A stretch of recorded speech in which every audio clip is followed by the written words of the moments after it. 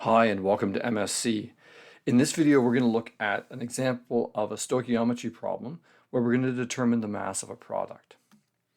So the problem we're going to look at is that metallic iron, like elemental iron, can be obtained by heating iron 3 oxide with hydrogen gas, and this reaction produces water and iron. Now, stoichiometry problems, we need to have balanced chemical equations.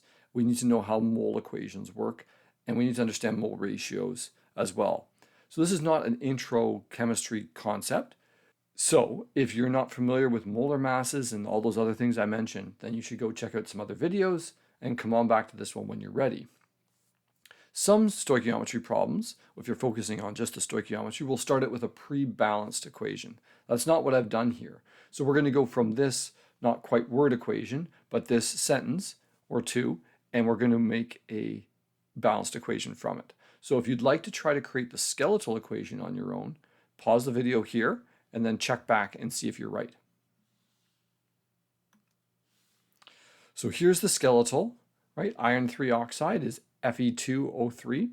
Elemental, or hydrogen gas rather, is a diatomic element, so it's H2, and then we have just iron and water being produced.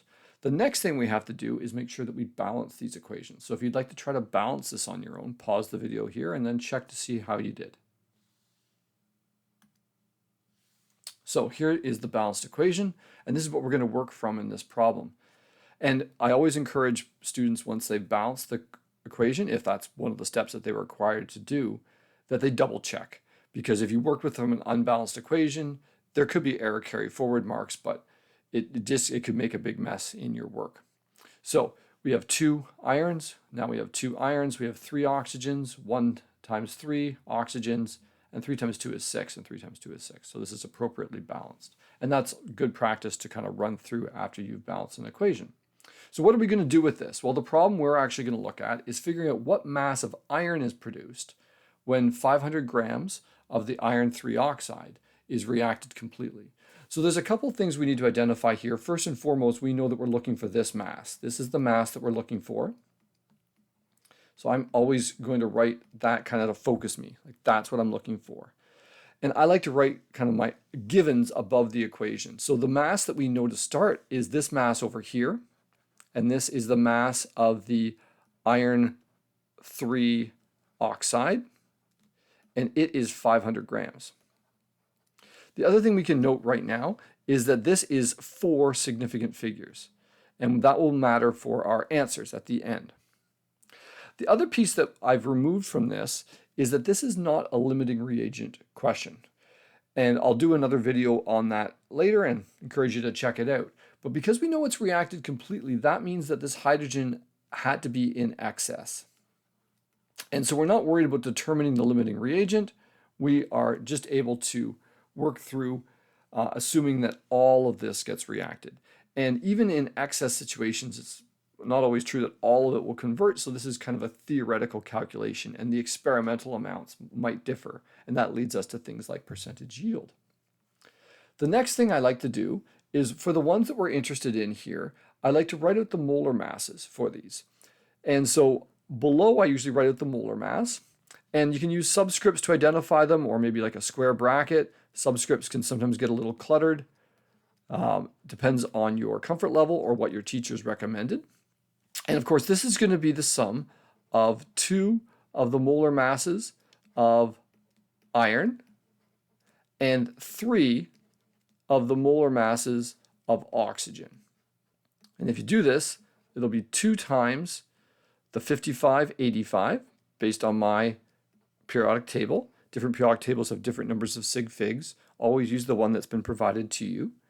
And this is 3 times, and mine says 16.00. Right, those are right off the periodic table. And this will give you a molar mass of 159.7 grams per mole. Okay. The other thing we have to do is a list over here, because I'll need it on this side too. This is just the molar mass of iron, and that is going to be 55.85. And again, grams per mole.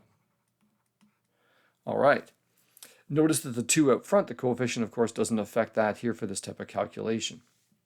So First thing we can do, and really the only thing we can do at this stage, is identify the number of moles I have here of the iron 3 oxide. So we're going to calculate the number of moles of the iron 3 oxide. And so the moles of the iron 3 oxide is going to be the mass of the iron 3 oxide divided by the molar mass of the iron 3 oxide.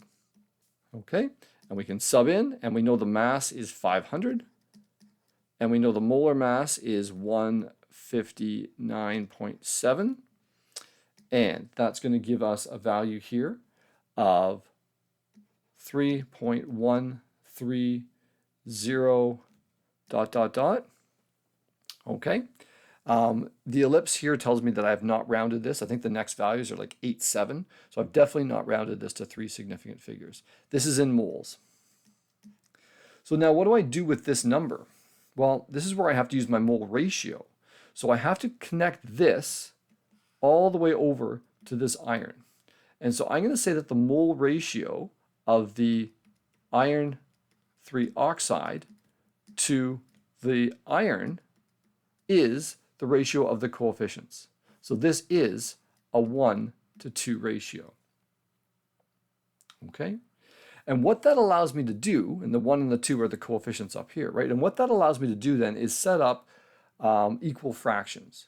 So I can say then that the moles of the iron 3 oxide divided by 1 is equal to the moles of the iron divided by 2. And then I can rearrange this. So I can then say, okay, well, the moles of the iron has to equal, and we can bring the 2 across and multiply, is 2 times the moles of the iron 3 oxide, which is going to be 2 times the 3.130 ... and that's going to equal 6.2617 ... and that's again the moles. Now this is now the moles of the iron that we have created. So now we're going to try to figure out, all right, well, what's the mass? Because that's what I'm actually looking for. I like to try as much as I can kind of working in columns underneath the pieces we're looking for. So you could work down the screen here if you wanted to. I'm going to kind of work back upwards to try to calculate this. So I'm going to do that in this open space up here. And I'm going to say, okay, well, we're looking for the mass of the iron. Well, the mass of the iron is going to equal, because we have to rearrange our mole formula here, it's going to equal the moles of the iron, which I just calculated from the mole ratio, times the molar mass of the iron. So this is going to be the 6.2617 with the ellipse times the 5585. And that will give me 49.718 ... grams. So this is where that 4 significant figures comes into play. I want to round this to 4 sig figs. All my molar masses were 4 significant figures. There's nothing else that would limit it. So I'm going to round this to 349.7 grams. And that would be my theoretical yield for this reaction, starting with 500 grams of iron 3 oxide. Okay? I hope this run through of a basic stoichiometry problem has been helpful. If it has, please consider liking the video and subscribing to the station. And as always, thank you very much for listening and watching.